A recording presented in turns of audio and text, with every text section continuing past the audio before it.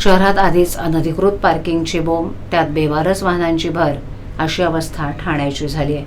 रुंद केलेल्या रस्त्यांवर, विशेषतः सेवा रस्त्यांवर बेवारस भंगार गाड्यांनी तळ ठोकल्यामुळे सकाळ संध्याकाळ वाहतूक कोंडीचा सामना चालकांना करावा लागतोय.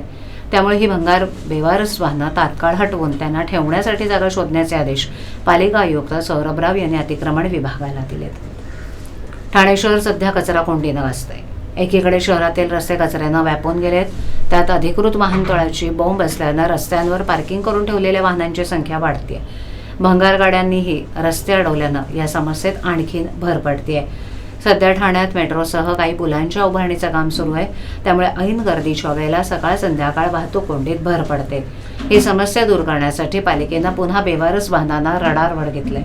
वास्तविक अशा मोहिमा यापूर्वीही राबवण्यात आल्या होत्या.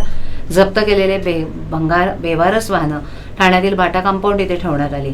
काही वर्षांपूर्वी शहरातील बेवारस वाहनांचा लिलावही करण्यात आला होता. आता तशीच मोहीम पुन्हा उघडण्यात आली. ठाणे महापालिका आयुक्त सौरभराव यांनी घेतलेल्या बैठकीत शहरातील रस्ते मोकळे करण्यासाठी बेवारस वाहनं उचलण्याची कार्यवाही करण्याचे आदेश देण्यात आले.